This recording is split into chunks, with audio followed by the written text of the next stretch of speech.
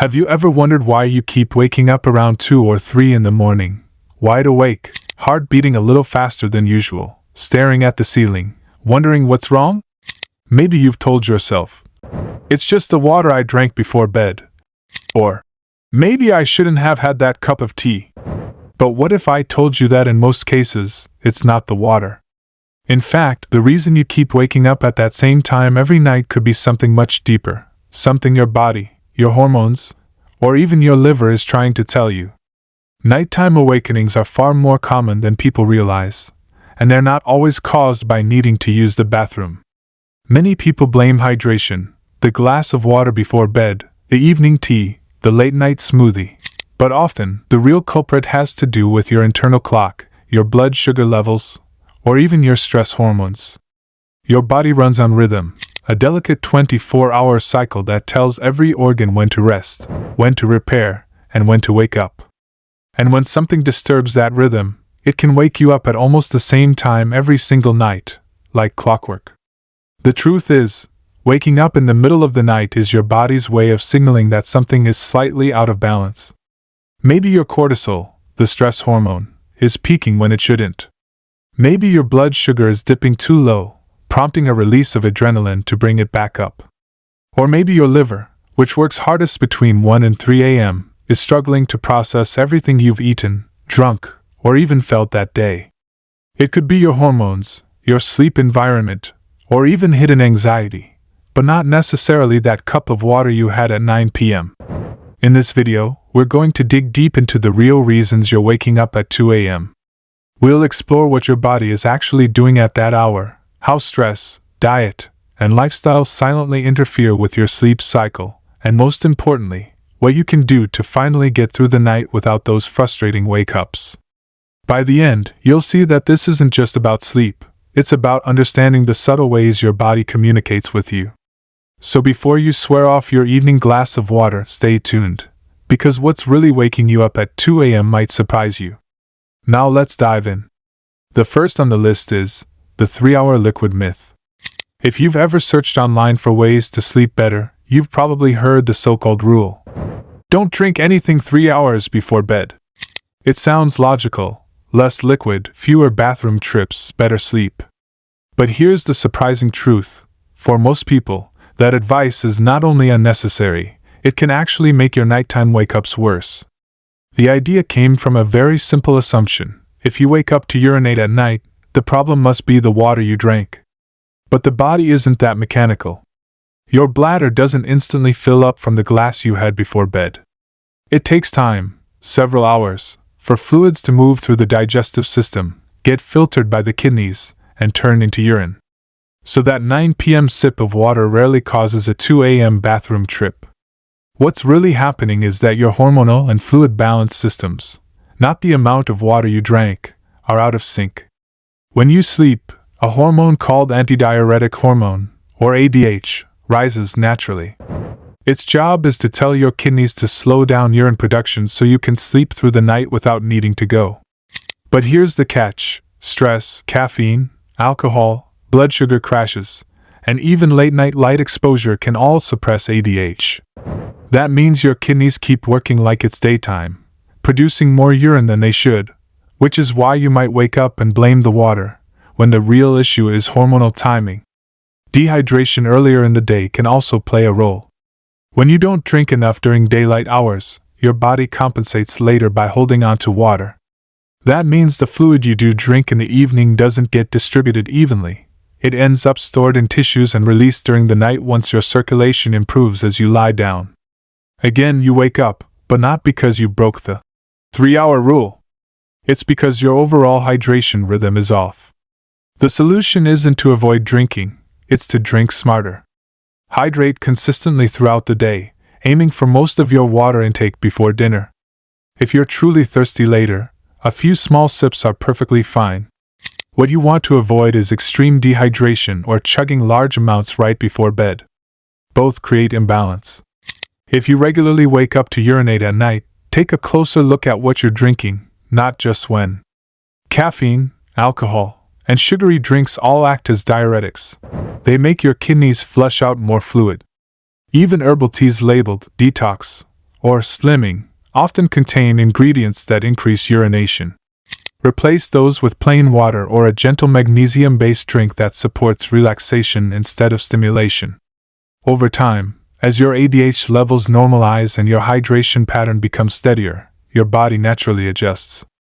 You'll find yourself sleeping through the night without that 2 a.m. interruption, and without needing to follow arbitrary "no water after 7 p.m." rules. So the takeaway is simple: don't fear hydration. Water isn't your enemy. Timing, hormone balance, and stress are. Once those are corrected, your body will handle fluids exactly the way it's designed to, quietly, efficiently, and without waking you up halfway through the night. The next is the blood sugar crash effect. It might surprise you to hear that one of the most common reasons people wake up at 2 a.m. isn't the water, the noise, or an overactive bladder, it's a drop in blood sugar. Yes, that middle-of-the-night jolt often comes because your body thinks it's running out of fuel and flips a switch to wake you up. Here's how it works. After you've eaten dinner and gone to bed, ideally, your blood sugar should settle into a steady, comfortable level while you sleep. But when dinner is heavy in fast-digested carbs or sugar, your blood glucose rises quickly, triggering a strong insulin response. Sometimes that insulin overshoots, pulling your glucose down too low in the early hours of the morning. Your brain, which depends on glucose more than any other organ, senses this drop and sounds the alarm. Cortisol and adrenaline surge, your heart rate rises, your body wakes you up, even if you haven't sipped water. Now, you might think this happens only in people with diabetes, but even in healthy people, dips in glucose can trigger wake-ups if the timing and food choices are off. Supporting this, there is clinical evidence showing that overnight low glucose can disrupt sleep. One study called "The Impact of Nocturnal Hypoglycemia on Sleep in Subjects with Type 2 Diabetes" found that in people with type 2 diabetes, episodes of low blood sugar during the night were associated with lower sleep quality and more awakenings. Diabetes Journal's another research paper found that adults with type 1 diabetes who experienced nocturnal hypoglycemia recorded worse subjective sleep quality compared with nights without low glucose.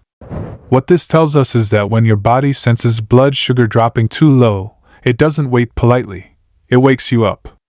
The mechanisms here involve your adrenal glands releasing cortisol and epinephrine, adrenaline, to force raise glucose levels. That surge is exactly what causes you to suddenly wake up, maybe feel sweaty, restless, or even hungry, around 2 or 3 a.m. So when you dismiss that wake up as, "I probably just drank too much water," you're ignoring a serious internal wake-up call. Now let's talk about how to fix this. The antidote isn't complicated. It's more about smart timing and balanced nutrition. First, avoid large meals of simple carbohydrates right before bed. That means no big plate of white pasta, pizza, sugary desserts, or heavy bread late at night. Those foods spike your blood sugar, then crash it. Instead, aim for an evening meal with a mix of protein, like fish, chicken, tofu, healthy fats, avocado, olive oil, nuts, and slow-digesting complex carbs, sweet potato, whole-grain quinoa, or even vegetables. These keep blood sugar stable for longer. Second, if you're prone to those early morning wake-ups, consider a small protein-rich bedtime snack, not sugary or carb-heavy, but maybe Greek yogurt with a few nuts, or a spoon of natural nut butter on whole-grain toast. This helps prevent a glucose dip by giving your liver something to work with overnight. Third, reduce evening alcohol and caffeine. While alcohol may initially make you sleepy, it often causes your blood sugar to fall later in the night as your liver focuses on metabolizing it rather than maintaining glucose balance. Caffeine late in the day also affects your internal rhythm and can raise cortisol levels, making glucose regulation harder. In short, if you're waking up at 2 a.m., it might not be because of the water. It could be your body saying it's low on fuel. Fixing it is about stable eating, smart snacks, avoiding late carbs or alcohol, and aligning your rhythm. Once you balance that, the midnight wake-ups often stop. Number 3. The cortisol surge and stress wake-up. It may surprise you that one of the most common reasons people wake up around 2 in the morning isn't the toilet or that glass of water.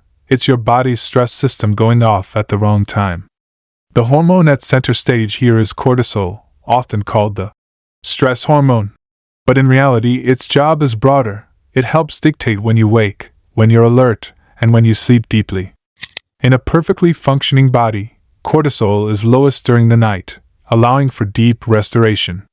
Then it gradually rises in the early morning, preparing you to wake. But when that rhythm gets disrupted, you might find yourself waking too early, right at the hour your body expected to be healing. Here's how it happens. Imagine your day has been packed with pressures, work deadlines, mental worry, late-night screen time, or maybe you're just carrying underlying anxiety. Even if you don't fall asleep thinking about it, your nervous system has. It stores memories, emotions, and unresolved stress. When you finally lie down, trying to rest, your brain goes into a processing mode. In the early hours, often between 1 and 3 a.m., your body expects to be deeply asleep. Instead, it detects elevated cortical arousal. Your adrenal glands may surge cortisol prematurely to prepare for wake time. The result? You're awake, heart racing, mind alert, even though it's nowhere near morning. Clinical research supports this pattern. A review titled, Sleep and Circadian Regulation of Cortisol, found that the rhythm of cortisol secretion is tightly linked to our sleep-wake cycle, and disruptions in that rhythm, like elevated cortisol late at night, are strongly associated with awakenings and fragmented sleep. PMC+1. What this means is that your body, in an attempt to protect you, wakes you up when it senses you're under stress, even if the source is internal and subtle. Now, let's talk about how to fix it. First, reduce chronic stress and train your body to calm down before bed. A simple but powerful habit: dedicate 15 to 20 minutes before sleep to quiet your mind. That could mean gentle stretching, deep breathing, or writing down what's on your mind. This signals your brain that the day is done, helping cortisol fall and stay low. Second, light exposure plays a huge role. Blue light from phones, tablets, and TVs suppresses melatonin, your sleep hormone, and delays the drop in cortisol you need for deep sleep. Try cutting screen time at least an hour before bed or using blue light filters. Your brain then receives the right signal, nighttime now, and cortisol stays in check. Third, establish a bedtime ritual and stick to a consistent sleep schedule. When you go to bed and wake up at the same time each day, your cortisol rhythm syncs, and your body learns when to release or suppress hormones. Irregular bedtimes confuse the system and increase the risk of cortisol spikes at weird hours. When you apply these habits consistently, you'll likely find those early morning wake-ups shrink not because you've blocked water or bladder issues, but because you've quieted the internal alarm system. Your body no longer needs to wake you to handle something. Instead, it stays asleep, repairs, and lets you rise refreshed, not startled. Number 4. The overloaded liver and nighttime alarm. Ever find yourself waking up exactly at 2 a.m., not due to thirst, not due to a full bladder, but with a strange sense of restlessness or mild nausea? It might surprise you to hear that one key reason lies in your liver, working hard while you should be resting. Between roughly 1 a.m. and 3 a.m., your body's built-in repair system kicks into high gear. The liver, that silent workhorse of your internal chemistry, is busy detoxifying, repairing, switching metabolic gears, and shoring up your supply of energy for the day ahead. When that process is burdened or disturbed, the result is often a wake-up call, not from a glass of water, but from your body's alarm system. Here's how it plays out. After dinner, your liver is meant to shift from processing food mode into clean up and repair mode. If you've eaten late, had alcohol, consumed processed food, or stressed your system in any way, your liver still has extra work to do. Instead of quietly doing its job while you sleep, it triggers a stress response. Your body senses the liver's workload and releases adrenaline or cortisol to boost its energy, and you suddenly find yourself waking in the night with a racing heart or an uneasy stomach. It isn't water. It's your liver saying it's on overtime. This process is backed by solid science. Researchers studying the liver's role in circadian biology found that many hepatic liver functions, including clearing toxins, processing nutrients, and synthesizing hormones, follow a tightly regulated 24-hour rhythm. Disruptions to this rhythm, caused by things like late meals, shift work, or poor sleep hygiene, have been shown to impair liver metabolism and trigger internal alarm signals. In plain language, when your liver's clock is off, your sleep often suffers. So what can you do to ease the burden and reclaim uninterrupted sleep? First, give your liver a head start by eating your last meal at least 3 hours before bed, preferably one that's light and rich in real food, not heavy in fats, late-night snacks, or sugary treats that make your liver scramble. Second, reduce alcohol consumption and avoid stimulants late in the evening. These make your liver's detoxification get stuck in overdrive. Third, support liver health with good hydration earlier in the day, not just before bed, and incorporate liver-friendly foods, think leafy greens, cruciferous vegetables, garlic, and turmeric, into your meals throughout the day. Fourth, stick to a consistent sleep schedule. When your liver knows you'll be asleep between certain hours, it can align its repair processes accordingly, reducing the risk of surprise hormone or stress responses in the middle of the night. When you bring these habits into your routine, many people report that their 2 a.m. awakenings begin to fade, not because they're simply drinking less water, but because their internal systems are calmer, better synchronized, and less triggered to wake up the body when they should be sleeping. It's not about trying harder to sleep, it's about giving your body the environment and timing it needs to naturally sleep through those early morning hours. Lastly, the anxiety loop and nervous system reactivity. Waking up at 2 a.m. might feel like your body's doing it just to annoy you. But the truth is, what you're experiencing could be your nervous system silently sounding an alarm. Many people blame water, the bladder, or a stray thought. What they often miss is the subtle loop of anxiety and nervous system reactivity that triggers that exact wake-up moment.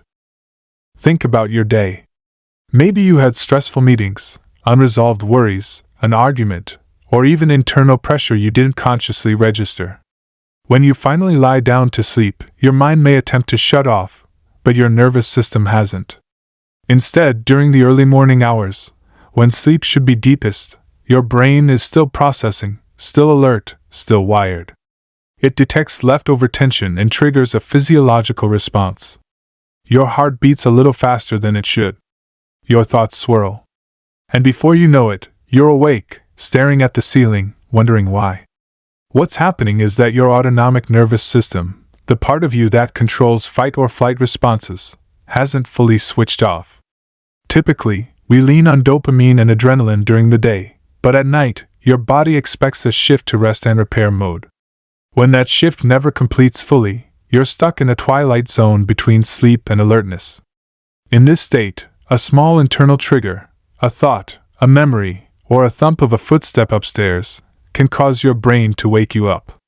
Clinical research backs this link between anxiety, stress hormones, and middle-of-the-night wake-ups. One study published in Insomnia Severity is associated with morning cortisol and tension anxiety found a significant correlation between anxiety symptoms and elevated cortisol levels in patients with insomnia. This shows that when your anxiety is high, your body may release cortisol at night and early morning, exactly when it should be winding down, which undermines deep sleep and causes those recurring awakenings. But don't worry, this isn't a trap you're stuck in forever. Let's talk about how to break the loop and let your nervous system genuinely unwind so you stop waking up at 2 every night. First, create a pre-sleep wind-down ritual that signals your nervous system you've done what you need to for the day, and it's time to rest. Maybe it's a 10-minute breathing exercise, a few pages of a calming book, or writing down what's on your mind so it doesn't come back during the night.